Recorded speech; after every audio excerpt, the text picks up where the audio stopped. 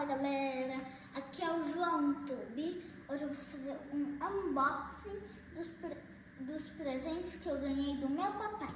O primeiro presente é coleção do campeão. Ele vai fazer 4 mundiais, vai ganhar do Flamengo e é da Conmebol Libertadores. Segundo presente é esse copo com canudo. Esse copo seria muito legal para abrir, mas eu vou ter que deixar na mesa. E esse copo deve ser muito legal. Terceiro presente é... Nossa, uma blusa de São Paulo.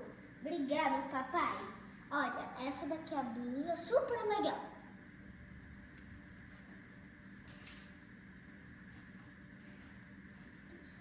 E agora, quarto presente é...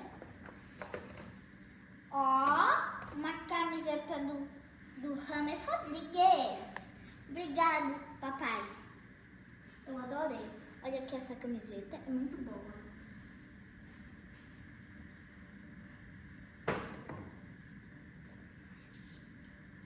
Quinto presente é... um presente do Lucas Moura. A resposta do coração. Essa camiseta é muito legal. São Paulo vai ganhar.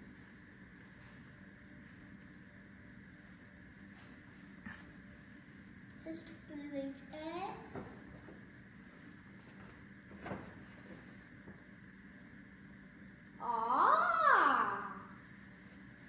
Os presentes. Adorei, gente. Tem várias... duas meias e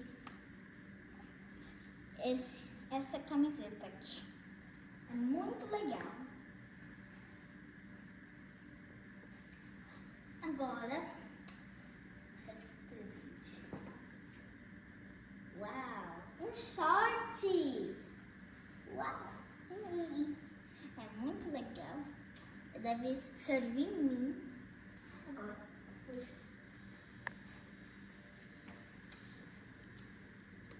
oitavo presente é o copo. Olha, gente, pra mim é o mais legal. E esse copo é do São Paulo. Não é um copo? Ok. This is a decent watch. Abre o copo.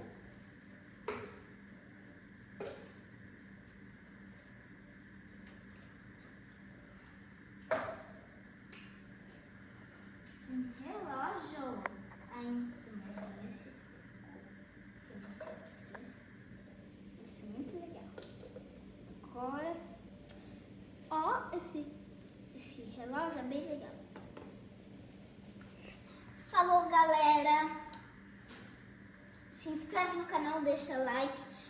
Agora eu vou abrir todos esses presentes e acabou o vídeo. Tchau. Vamos, São Paulo! Fui!